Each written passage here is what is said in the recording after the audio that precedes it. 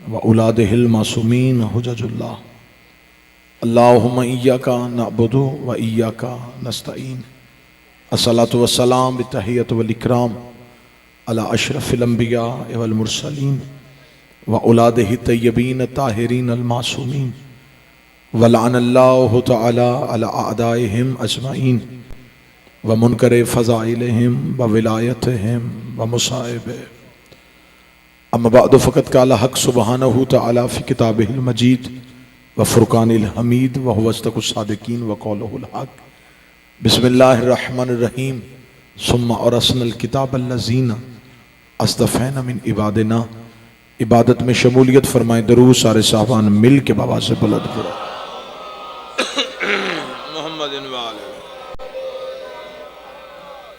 दुआ है मालिकान इज्जत बारगाह इज्जत में आए हुए हर साहिब इज्जत की इज्जत को महफूज फरमाए। अल्लाह बानियान के हाजरीन के रिज़्क़ मारिफत में और रिज़्क़ विलायत में इजाफ़ा फरमाए। आखिरी सांस तक अकीदा हक पे इस्तकामत नसीब फरमाए। मौत की हिचकी हो ज़ुबान पे विरदे अलीउन वलीउल्लाह जारी फरमाए। कब्र की पहली रात हो ज़ियारत अमीर नसीब फरमाए। क़यामत की सुबह हो शफ़ाअत शबीर नसीब फरमाए। मरने से पहले कब्र हुसैन की ज़ियारत नसीब फरमाए। हज बैतुल्लाह की सआदत नसीब फरमाए। मेरा मालिक वास्ता है औलाद रसूल का, वक्त की आखिरी हुज्जत, रहबर मुअज़्ज़म, सुल्तान ज़मां, आकाए दो जहां, वलीउल अम्र वल मुस्लिमीन व नबिय्यीन वल मुरसलीन, हकीकी आयतुल्लाहुल उज़्मा, हकीकी हुज्जतुल इस्लाम, सरकारे हजरत वलीउल असर के मुक़द्दस तरीन ज़हूर में ताजील फरमा। हमें उस मालिक का कुर्ब नसीब फरमा। नासरीन में हमारा शुमार फरमा। हमारे हर अमल पे हमारे मौला को हम पे राज़ी फरमा। दुआएं कबूलियत तक पहुँचाएँ। सहारा दरूद का लें और बुलंद आवाज़ से सलवात पढ़ें। अल्लाहुम्मा सल्लि अला मुहम्मद। इजाज़त है गुफ्तगू शुरू की जा सकती है। मुझे हुक्म हुआ है जिस शहनशाह मुअज़्ज़म की दहलीज पे सजदा करने का, मैं कोशिश करूंगा कि मेरी ज़ुबान से निकला हुआ हर लफ्ज़ उसी दहलीज पे पड़े हुए जर्रे को मवद्दत का काबा समझ के उसका तवाफ करें। उस शहनशाह मुअज़्ज़म का जिक्र कैसे बयां हो जो आज भी ज़माने में हुज्जत इलाहिया की हैसियत से मौजूद।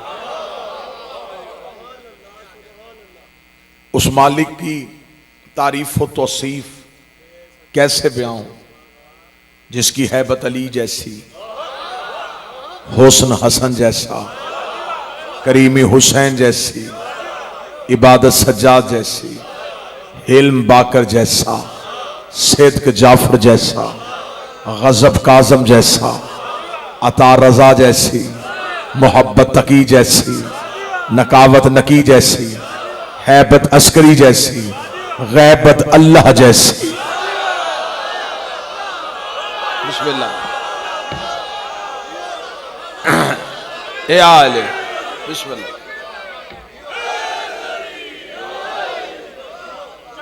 बिस्मिल्लाह।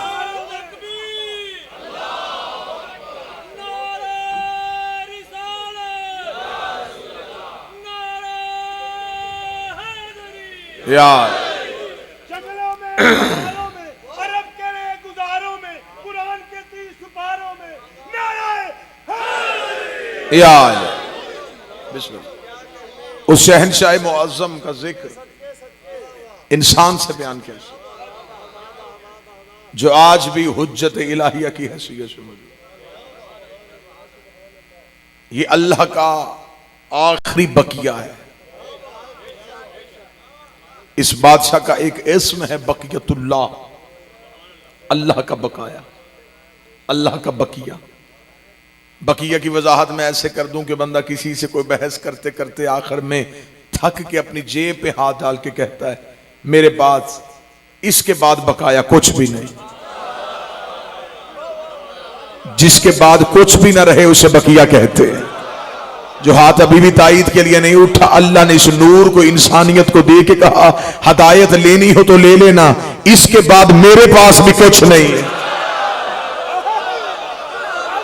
जिसके बाद तौहीद का खजाना भी खाली हो जाए, उस अल्लाह के आखिरी बकिया को, हुज्जत इलाहिया के वारिस को कायम कहते। आज कोई हमसे ये पूछे कि अल्लाह है तो नजर क्यों नहीं आता, दूसरे किसी भी मसलक से पूछे तो वो खामोश। हम खामोश नहीं, हमारे पास दलील है। हम कहेंगे हमारा एक ऐसा इमाम है जो है भी और नजर भी नहीं आता। रात के इस पहर में इतना रोशन चेहरा, इतनी खुली ताईद, तो फिर मुझे जुमला आपने मेरे कलेजे पे हाथ डाल के निकालने पे मजबूर कर दिया है। मुझे इज्जत कुरान की कसम है, दूसरे मसालक में और हमारे मसलक में सबसे बड़ा फर्क यह है, उनके इमाम थे, हमारा इमाम है। बिस्मिल्लाह, जिक्र उसी का होता है जिसका वारिस हो। ये मजल से बगैर वारिस के नहीं, ये जिक्र बगैर वारिस के नहीं, ये रौन के बगैर वारिस के नहीं। मुसलमान इनकार करने पे आए तो इमाम का इनकार कर दे, और अगर मानने पे आए तो उसी मौलवी से पूछो गुमराह कौन करता है, वो कहेगा शैतान। उसे को दिखा, वो कहेगा है लेकिन नजर नहीं आता। उससे फौरन पूछो कि अल्लाह अगर गुमराह करने वाले को जिंदा रख सकता है तो हदायत करने वाले को जिंदा नहीं रख सकता। ये तो अपने अपने नसीब की बात है। किसी का शैतान जिंदा है, किसी का इमाम जिंदा, क्योंकि ये अदल इलाहिया के खिलाफ है।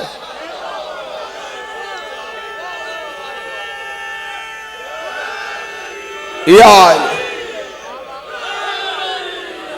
अल्लाह के आदिल के खिलाफ है। बिस्मिल्लाह, कि वो गुमराह करने वाले को तो रखे और हदायत करने वाले को न रखे। अगर कोई गायब रह के गुमराह कर रहा है तो क़यामत वाले दिन अल्लाह इंसान को दोज़ख में फेंकने लगे तो खुदा से इंसान कह सकता है मेरे मालिक मेरा क्या कसूर है, तूने गुमराह करने वाला तो रखा, हदायत करने वाला तो कोई ना रखा। आज हमें जमाना बताए कि वो हदायत करने वाला कौन है। हम इंतजार में,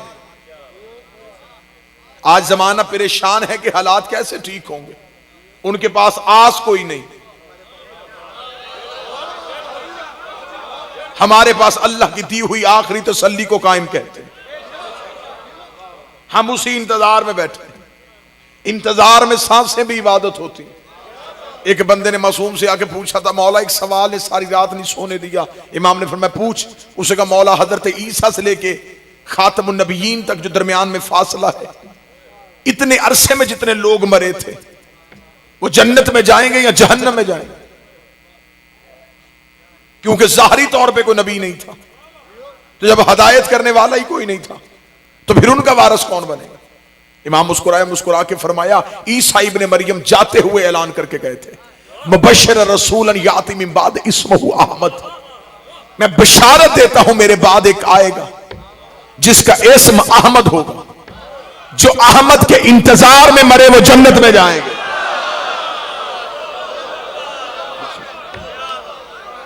जो इनकार अहमद में मरे वो दोज़ख में जाएंगे। इसका मतलब है कि वक्त के मोहम्मद का इंतजार भी इबादत है, सांसें भी इबादत है। अब ये जिस बादशाह का मुझे तज़किरा सौंपा गया है, यकीनन ये मुश्किल तरीन मरहला है इस मालिक पे गुफ्तगू करना, लेकिन असरे हाजिर का तकाजा है कि आज हम अपने बच्चों को इमाम की अहमियत बताएं। ये सारे शिया बच्चों को जब 12 इमाम याद करवाए जाते तो उन्हें कहा जाता है कि बेटा हमारे आखिरी इमाम हैं, मौजूद है जमाने में, लेकिन इसके आगे बच्चों को नहीं बताया जाता कि वो कहां हैं, कब से हैं, किस वजह से हैं। फिर चंद एक गलतुल आम चीजें जमाने में मशहूर हो गई। हमने अपने बच्चों को बता दिया बेटा वो पर्दे में है। सबसे पहली तस्हीह मैं इस बात की करूं, इमाम पर्दे में नहीं।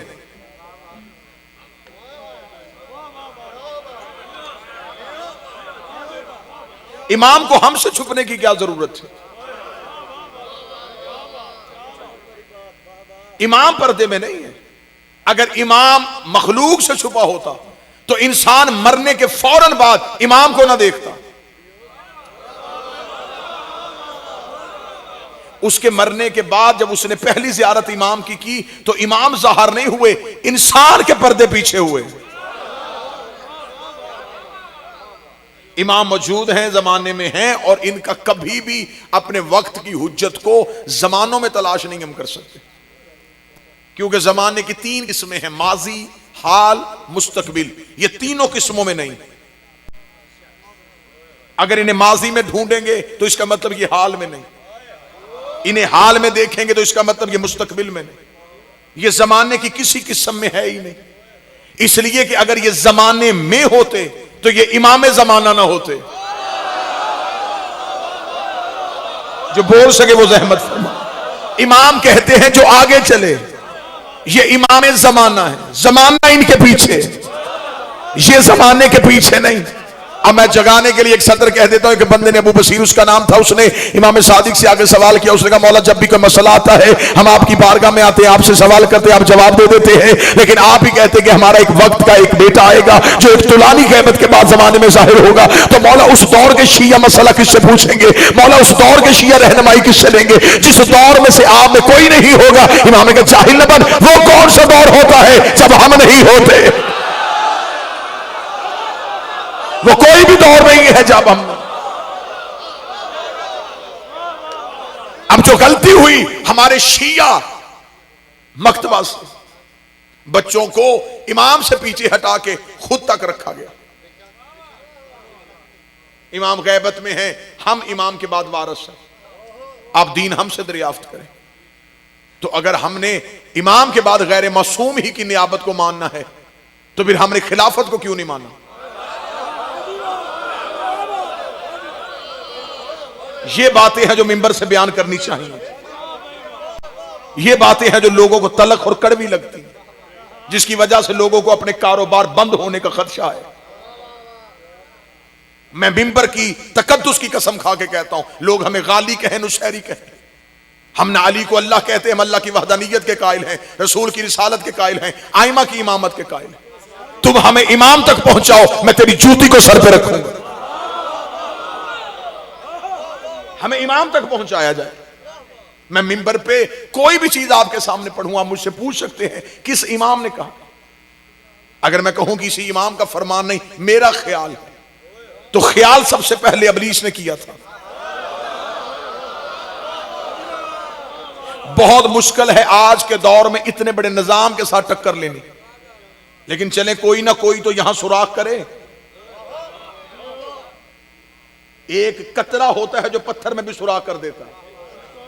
लिहाजा ये रेत पे तैयार की हुई इमारत को गिराने के लिए अकीदों का बेहतर होना। और मैं जुमला कहूंगा, अल्लाह जाने ये जुमला यहीं से इंसाफ कर देगा कि मुझे कितना इमाम पढ़ना है और कैसे फजाइल आपको सुनाने हैं। मैं सतर पढ़ के अंदाजा करने लगा हूं। आज जो बंदे कहते हैं इमाम तक जाने की जरूरत नहीं, जब हम मौजूद हैं तो हमसे पूछ लिया करो। प्यासे का काम है चश्मे को ढूंढना, प्यासे का काम है कि वो चश्मे की तलाश में रहे। अब अगर कोई प्यासा चश्मे को ढूंढे ही ना और नाली से पानी पी ले, इसमें चश्मे का क्या कसूर? जो ताईद कर सके वो हाथ जरूर उठा। हमारा काम है इमाम तक पहुंचना। बिस्मिल्लाह।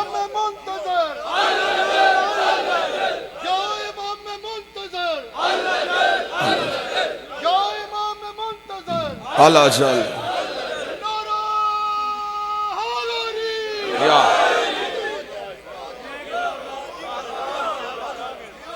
अगर तअस्सुब की नजर हटा के, खुशामद की नजर हटा के, खौफ की नजर हटा के अगर देखा जाए तो जितना नुकसान मजहब शिया के अलावा दूसरे मसालक ने दीन से किया, उससे कहीं ज्यादा मजहब के ठेकेदारों ने मजहब जाफरिया का किया। यह दौर था इमाम का दौर। दुनिया नाबलद है इमाम से, इमाम का तारुफ नहीं है, इस वजह से कि लोगों को खुद तक रोका गया। इमाम के अलकाबात चोरी किए गए। हुज्जत ये है,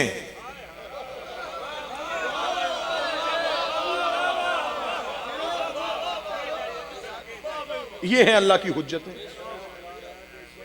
हुज्जत का तर्जमा आम जाके डिक्शनरी से उठा के देखना, हुज्जत किसे कहते हैं? जो आम तर्जमा आपको मिल जाएगा उसे कहते हैं दलील। हुज्जत कहते हैं दलील को। हुज्जतुल्लाह, अल्लाह की दलील। अल्लाह की दलील सिवाय मासूम के कोई नहीं।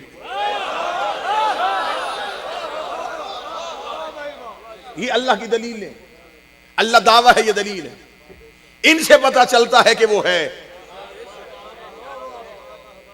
लफ्ज़ हुज्जत का जो तर्जमा, असल तर्जमा है, वो तर्जमा क्या है? मैं वो तर्जमा पढ़ दूं और उस तर्जमे के बाद फिर आप जिसको मानते हैं आपको उसकी कसम, आप पूरी जिंदगी इस तर्जमे पे परखिएगा, इस म्यार पे कोई उतरे तो फिर उसे हुज्जत कहिएगा। हुज्जत कहते किसे? इल्म फलसफा के यहां दो लफ्ज पाए जाते हैं, एक है मालूम, एक है मजहूल। कायनात में हर चीज या मालूम में है या मजहूल में। मसलन मैं आपके सामने कहूं मेज, तो आप में से किसी ने नहीं पूछना कि ये क्या है, इसलिए कि आपके मालूम में, आपके इल्म में। आप में से किसी ने मुझसे दलील नहीं मांगी ये किस चीज का नाम ले दिया, इसकी शक्ल कैसी होती है, इसका मतलब ये आपके मालूम में था। अब मैं एक लफ्ज कहूं फरिश्ता, अब किसी को भी नहीं पता कि ये कैसा है, इसलिए कि ये आपके मजहूल में है। जिसकी तस्वीर ना हो वो मजहूल में होता है, जिसकी तस्दीक भी हो, तस्वीर भी हो, वो मालूम में होता है। अब मैं लफ्ज़ हुज्जत पढ़ूंगा और चेहरे देखूंगा। हुज्जत किसे कहते हैं? जो मजहूल को मालूम में लाके दिखाए उसे हुज्जत कहते हैं। जो ना नजर आने वालों को नजरों में लाके दिखा दे उसे हुज्जत कहते हैं। सबसे मुश्किल काम था अल्लाह को पहचानना।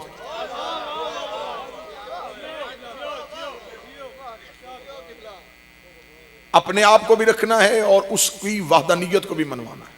इन्होंने मनवाया और हमने अल्लाह इनकी वजह से माना है। सिवाय इनके हमारे पास इनके अलावा कोई दलील है ही नहीं। ये है हुज्जतुल्लाह, इसे कहते हैं अल्लाह की हुज्जत। अब जिन बंदों ने दीन से हुज्जत को निकाल दिया है,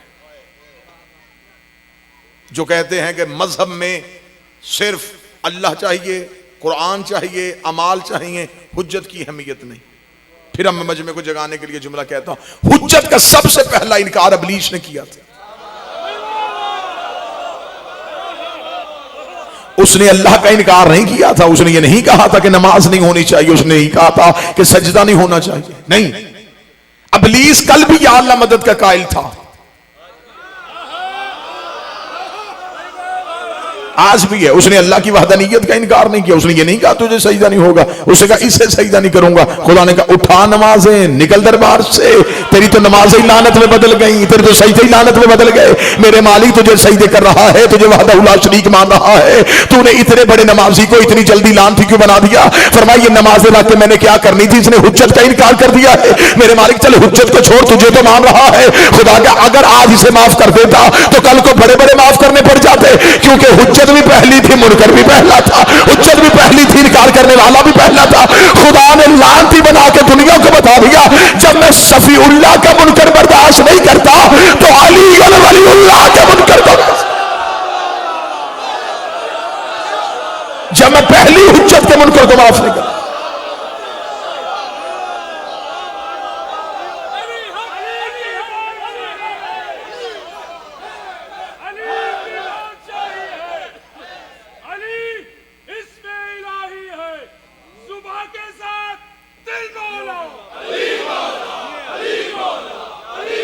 बिस्मिल्लाह। जिन के दिलों में वलायत अली का समंदर साजे मार रहा है, अपनी अपनी माओ की तारत साबित करने के लिए पूरी ताकत के साथ यकजुबान होकर आज के इस मैदान को मैदान खुद बना दो। पूरी ताकत के साथ दोनों हाथ बुलंद करके एटम बम, सुपर पावर, शहीद मिसाइल,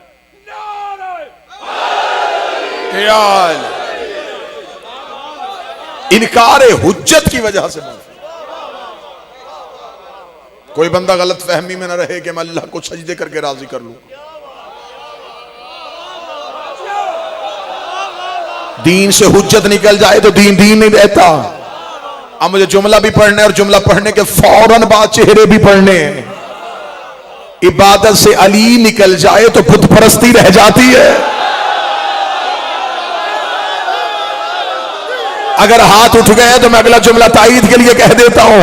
रोजे से अली निकल जाए तो भूख हड़ताल रह जाता है। हज से अली निकल जाए तो आवारा गर्दी रह जाती है।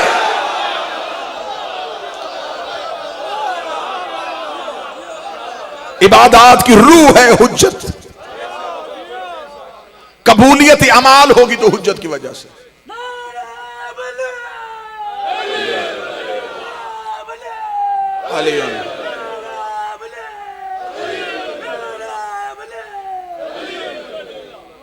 इनकार हुज्जत वो जुर्म है। तो जो साहबान फरमाइए, मैं अहमियत हुज्जत बताऊं, फिर दो जुमले मालिक की इज्जत की बताऊं। हुज्जत का इनकार वो जुर्म है जिसकी माफी नहीं। 11 आइमा को कोई बंदा माने और 12वें की गैबत को तस्लीम ना करे तो इसका मतलब है कि उसका पहला इकरार भी कुछ नहीं। बंदा मोहम्मद रसूल अल्लाह पढ़े और अली वलीउल्लाह का इकरार ना करे,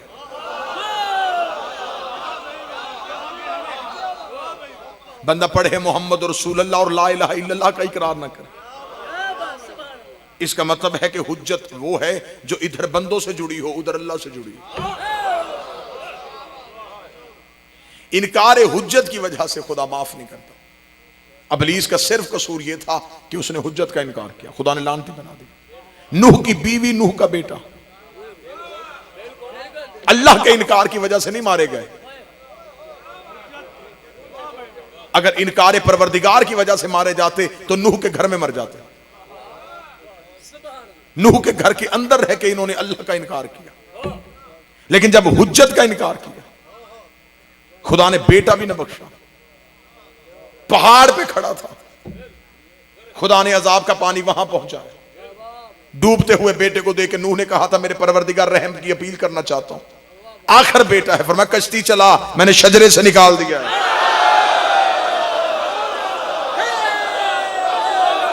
नहीं नहीं नहीं नहीं, सतर ये नहीं थी, सतर इससे आगे है जिसकी मुझे आपसे ताई चाहिए और उठे हुए हाथों से ताई चाहिए। खुदा की आवाज़, कश्ती चला, मैंने तेरे शजरे से निकाल दिया है। मेरे मालिक सुल्ह तो मेरे में था, फरमाया तेरे सुल्ह में था, लेकिन तेरी हुज्जत का इनकार किया है, तेरे इख्तियार का इनकार किया है, मैंने तेरे शजरे से निकाल दिया है। आज कोई बंदा सीना चौड़ा करके कहे कि मेरे घुटने को हाथ लगा, मैं तो सैयद हूं, तो अली और वलीउल्लाह अगर नहीं पड़ेगा तो खुदा शजरे से निकाल।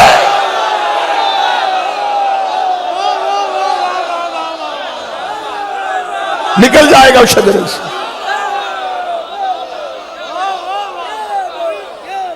रहेगा तू शजराए तैयबा में तो सिर्फ हुज्जत के इख्तियार की। एहतराम सदात है विलायत अली की वजह से। मैं 2019 के सैयद को देखूं या अपने छठे इमाम को देखूं, मेरा छठा बादशाह फरमाता है कि मुझे अली का बेटा होने पे फख्र नहीं, मुझे अली की विलायत पे होने पे फख्र। मुझे फख्र है कि मैं विलायत अली पे कायम। इनकार किया नूह के बेटे ने, अल्लाह का नहीं हुज्जत का। खुदा ने अजाब में भेज दिया। फरौन अल्लाह का इनकार करता रहा, खुदा ने कुछ नहीं कहा। जब उसने मूसा का इनकार किया, खुदा ने कहा नहीं, फरौन मेरे असूल है, रब बन के बैठा रहता, मैंने कुछ नहीं कहना था। तूने मेरी हुज्जत का इनकार कर दिया। खुदा ने पानी में डुबो के मार दिया इनकार हुज्जत की वजह से। शदाद अल्लाह का इनकार करता रहा, नमरूद अल्लाह का इनकार करता रहा, कुछ नहीं कहा। जिसने हुज्जत को छोड़ा अजाब आया इनकार हुज्जत की वजह से। सिर्फ और सिर्फ जिसने हुज्जत का इनकार किया, बिस्मिल्लाह सरकार, बिस्मिल्लाह, वाजिबुल एहतराम काबिल साद एहतराम भाईजान तशरीफ ले आए। इनकार हुज्जत की वजह से खुदा ने अजाब में मुब्तला कर दिया। अबलीस सजा याफ्ता हुआ इनकार हुज्जत की वजह से। नूह का बेटा सजा में मुब्तला हुआ इनकार हुज्जत की वजह से, फरौन पे अजाब आया इनकार हुज्जत की वजह से, शदाद और नमरूद अजाब में मुब्तला हुए इनकार हुज्जत की वजह से। लफ्ज यहां पे है और यहीं पे मौजू खुलने लगा है। गदीर के चौक में जिसने इनकार किया था उसने अल्लाह का नहीं किया। बादशाह हुसैन इन हाथों को सलाम, उसने इनकार कर दिया था विलायत अली का। मैं चेहरे पढ़ना चाहता हूं, ये नबी की जिंदगी में पहला मुकस्सर था जो नबी के सामने उठ के खड़ा हो गया था। इससे कहा मैं अली वलीउल्लाह का इकरार नहीं करूंगा। खुदा ने पत्थर भेज के बता दिया कि मैं ला इलाहा का मुनकर माफ कर सकता हूं, अली वलीउल्लाह के मुनकर को माफ।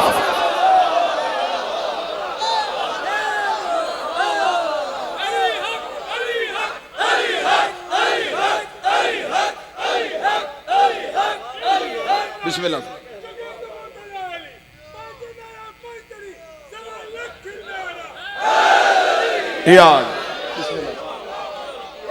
अजाब किस लिए आया? सिर्फ और सिर्फ मुझे किसी मौलवी से कुरान के हाशिए पे लिखवा के दो। उसने अल्लाह का इनकार किया था, उसने सिर्फ विलायत अली का इनकार किया था। अजाब वाजिब के इनकार पे होता है,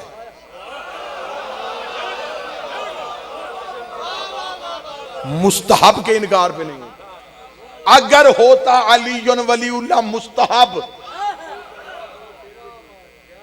अजाब ना आता। खुदा ने अजाब भेज के बता दिया कि इसने वाजिब का इनकार किया।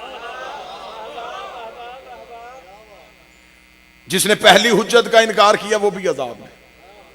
और ये अल्लाह का बनाया हुआ कानून था कि पहला भी काबे में,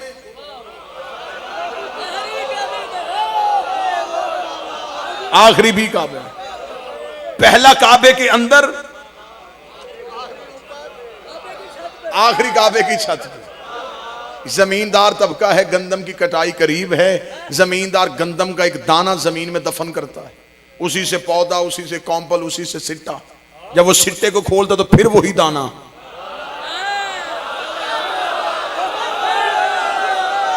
जिसे छुपाया था जाहिर भी वही होता है, जिसे अल्लाह ने काबे के अंदर छुपाया था जब कायम आएगा तो काबे की छत पे आएगा। काबे की छत पे आएगा मेरा आखिरी बादशाह। पहले आए थे काबा के अंदर। और यहां मैं जुमला कहना चाहूंगा, 13 रजब को मादरे अमीर अल मोमिनीन बीबी घर से चली थी। आपने पूरे रजब के जश्न सुने, आपने जाकिरीन वाइजीन खुतबा उलमा से सुना। बीबी घर से निकली, रुकने यमानी के करीब पहुंची, दीवार फट गई, बीबी काबा के अंदर चली गई।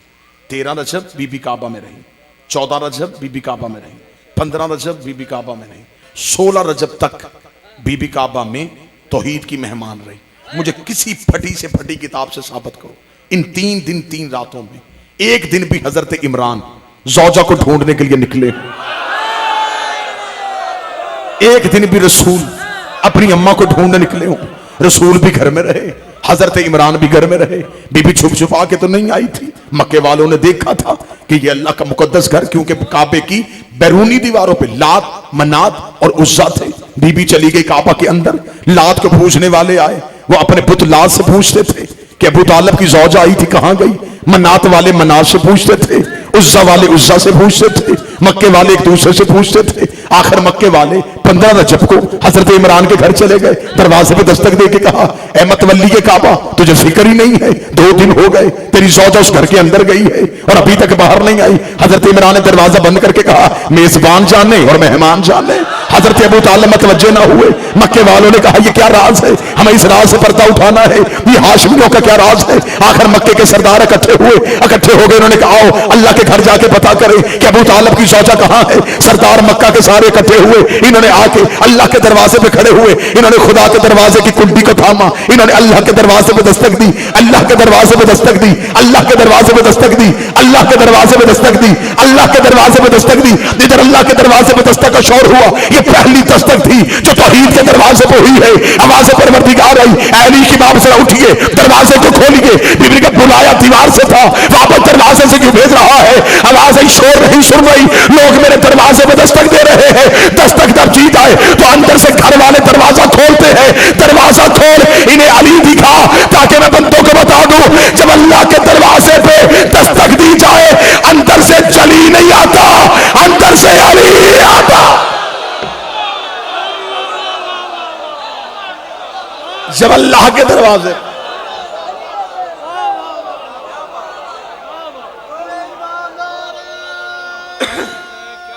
बिस्मिल्लाह से इस मालिक के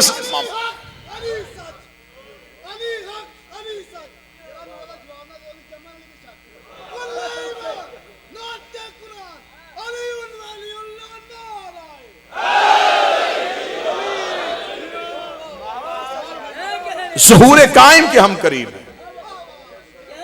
गैबत इमाम हमसे चाहता है, इमाम की गैबत में हमारी जिम्मेदारियां क्या है, तवस्सुल इमाम का तरीका क्या है।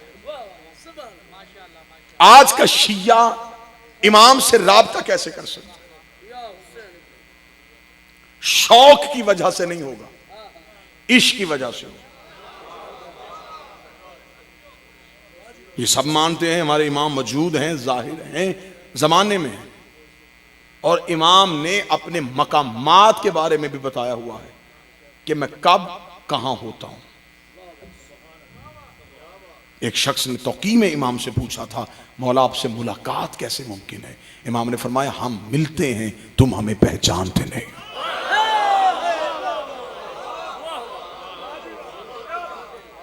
और रवायात में ये कसरत के साथ आया, जब कायम ज़हूर फरमाएंगे तो इमाम का हर शिया इमाम को देख के कहेगा कि हमने तो पहले आपको देखा हुआ। इतनी ज्यादा मुलाकातें हैं इमाम के साथ, लेकिन अदम मार्फत की वजह से, कमी मार्फत की वजह से हम अपने इमाम को पहचान नहीं सकते। मौला फरमाते हैं, मैं हर शिया को मिलता हूं उसकी मार्फत के मुताबिक, किसी को ख्वाब में, किसी को ख्याल में, किसी को तखय्युल में, किसी को हकीकत में। मिलता मैं सबको हूं। मौला फरमाते हैं कि अगर मैं एक लम्हे के लिए भी तुमसे बेखबर हो जाऊं, ये दुमाना तुम्हें हमेशा के लिए खत्म कर दे। मैं इतना बाखबर हूं तुमसे। यहां तक मैंने पढ़ा है कि इमाम फरमाते हैं कि तुम्हारे रोजाना के अमाल मेरे सामने आते हैं। और इमाम फरमाते, शायद तुम गुनाह करके सो जाते हो, मैं तुम्हारे गुनाहों को अपने खून के आंसुओं से धोता हूं। उनकी तरफ से मोहब्बत में कोई कमी नहीं, हमारी तरफ से राबते की बहाली की कमी है। मुलाकात इमाम कैसे मुमकिन? और यहां मैं बड़ी सादा लफ्जों में, सादा तरीके से बजा, मौला फरमाते, जब भी कोई शिया मुझसे मिलना चाहता, जो पहला वहम उसके दिल में इब्लीस डालता है वो ये होता है कि कहां वो कहां हम। मौला फरमाते, ये मेरे और मेरे शिया, मेरे मुहिब के दरमियान एक पहला फासला है जो इब्लीस की तरफ से उसके दिल में डाला जाता है कि हम गुनाहगार, हम कहां उनसे मिल सकते हैं, हम इस काबिल ही नहीं, हमारी ज़ियारत मौला से कैसे हो सकती, हम मुलाकात कर ही नहीं सकते, हम तो बड़े गुनाहगार हैं। इमाम फरमाते, अगर तुम्हें तुम्हारे गुनाहों की वजह से इस कदर मायूसी है कि तुम मुझसे मिलने की आरजू को खत्म कर रहे हो, अगर हम तुम्हें तुम्हारे गुनाहों की वजह से नहीं मिलते, तो फिर हमने तुम्हें अपनी विलायत की सौंपी हुई है। अगर हमने तुम्हें अपनी मोहब्बत का अमीन बनाया है, तो यह मोहब्बत हमारी तरफ से है। अब तुम्हारी तरफ से कदम बढ़ना है, हम कदम बढ़ा चुके हैं, हमने अपनी मोहब्बत और विलायत तुम्हें दे दी, अब तुम्हें हमारी तरफ बढ़ के आना है। फिर इमाम फरमाते हैं कि अगर तुम हमसे मिलना चाहते हो, मौला फरमाते, एक शख्स ने एक आरिफ से पूछा था, उसने कहा, जिंदगी को बचाने का राज बताएं। उसने कहा, चाहते हो कि हमेशा जिंदा रहो? उसने कहा, चाहता हूं हमेशा जिंदा। उसने कहा, सुबह को उठ के अपने वक्त के इमाम पे सलाम किया करो। उसने कहा, इमाम पे सलाम से जिंदगी का क्या ताल्लुक? उसने कहा, जब तू सलाम कहना सुन्नत है, जवाब देना वाजिब है। जब तू सलाम कहेगा, सलाम अलैका या साहिबल असर व ज़मान, वो जवाब में अलैका सलाम कहेंगे, और जब वो कह दे सलामती हो, फिर मौत कैसे?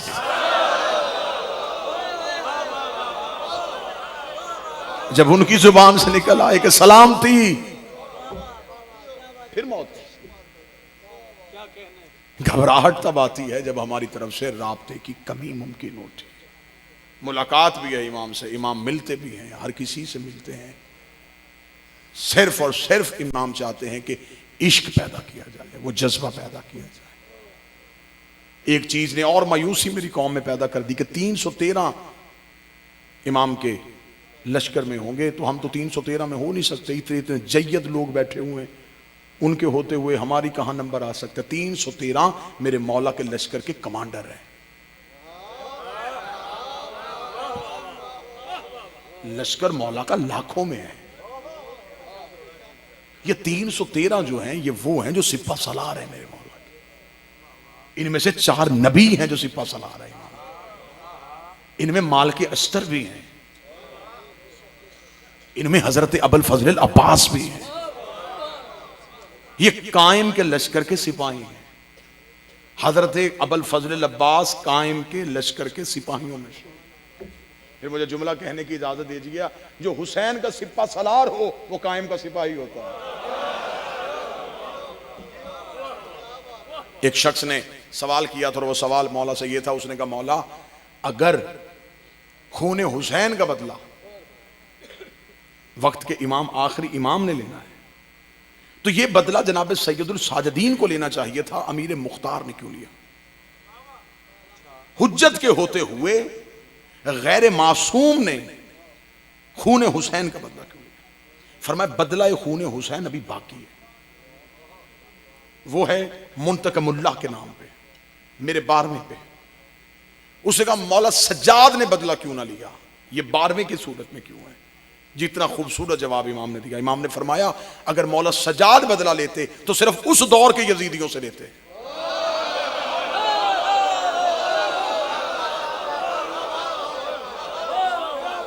अगर वो बदला लेते तो सिर्फ उस दौर के यजीदियों से लेते। बदला कायम पे रखा ताकि हर दौर के यजीदियों से ले सके।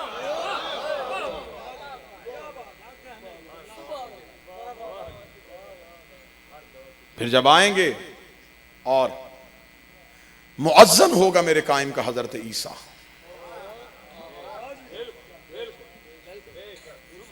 ये बतूल का बेटा है, ये मेरे कायम का मुक्तदी है, इंतजार में है और मौला के पीछे नमाज पढ़ेंगे। इतना मुझे बता दीजिए, हो सकता है मैं तालिब इल्म हूं, मेरी मालूमात में कमी हो सकती है। हजरत ईसा नबी हैं, ये इमाम है, ये नबी हो के इमाम के मुक्तदी हैं। अब मुझे सिर्फ इतना बताइएगा कि हजरत ईसा क्या नुतफे से हैं? नुतफा होता है बाप का, बाप का, इसका मतलब हजरत ईसा नुतफे से नहीं। अब मुझे दूसरी बात का जवाब दे दीजिएगा, जो पिछले मुसल्ले पे है वो तो नुतफे से नहीं,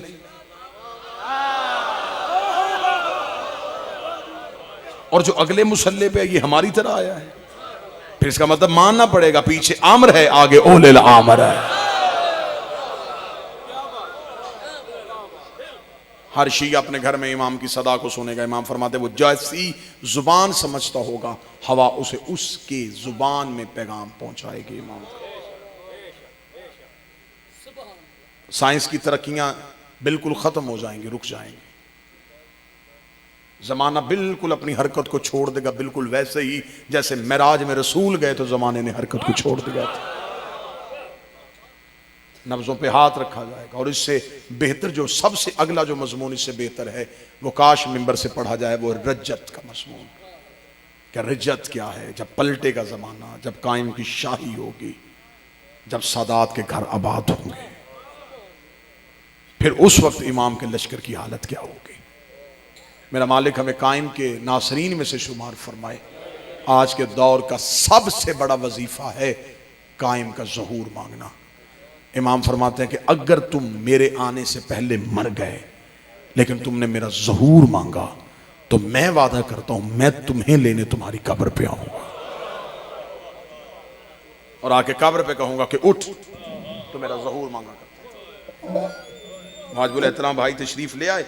अल्लाह मेरी मिल्लत को बेदारी अता फरमाए, कायम की मोहब्बत अता फरमाए, हमें नुसरत के लिए तैयार करे। आके ज़माने से पूछिएगा सिर्फ इतना बताओ मेरी दादियों का कसूर क्या था। एक दरबार में खड़ी रही, एक बाजार में खड़ी।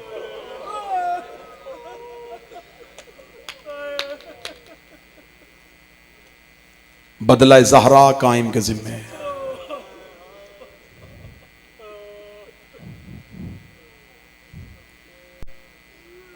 मराशी नजफी बहुत बड़े जय्यद आलिम दीन, उनकी किताब है मकाशिफात मराशी। इसमें उन्होंने अपने मुकाशिफात लिखे हैं।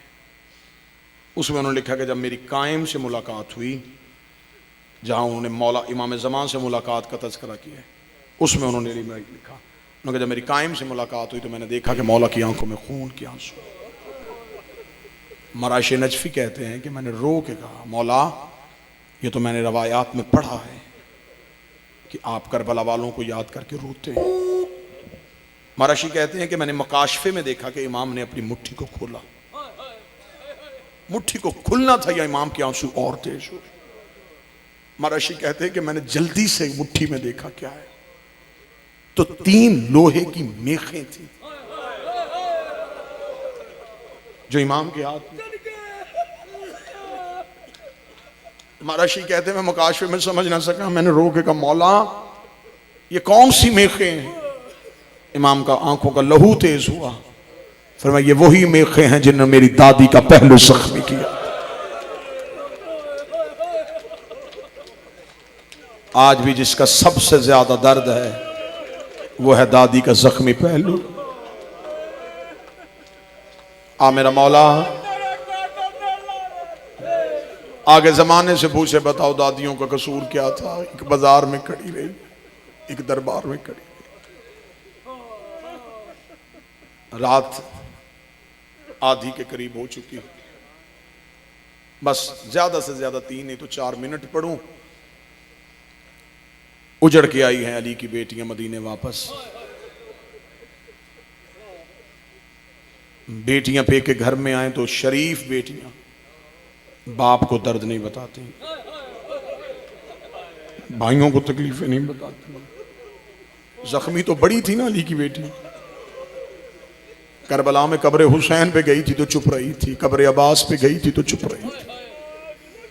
जी बड़ा था बीबी का कि मैं नाने को दर्द सुनाती, लेकिन बीबी ने भी गठरी खोल के हुसैन का कुर्ता निकाला था। कुर्ता निकाल के बीबी की आवाज आई, नाना एक बार कब्र से निकल के पहचानेंगे ये उसी का कुर्ता है जिसका लिबास जन्नत से आया था। अभी सिर्फ कुर्ता देखा, कोई सैयद बैठा मुझे माफ कर देना, अभी कुर्ता दिखाया था, ये कब्र रसूल पे जलजला आ गया। आवाज आई, या लिया कुर्ता हटा ले। रो कर दिया, नाना अभी तो मैंने बेटे का कुर्ता दिखाया और तेरी कब्र की दीवारें हिल गई है। नाना आधी रात होने दे, अकेली तेरी कब्र पे आऊंगी, चिराग बुझा के मैं तुझे अपना लिबास दिखाऊं। कब्र रसूल कांप गई। आवाज आई, ना लिया।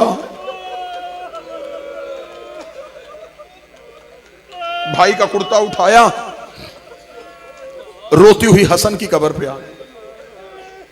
रो के कहती, हसन मैंने तो तेरे जनाजे से मस्तूर होकर तीर खींचे थे, मुझसे कोई भी दर्द नहीं सुन रहा।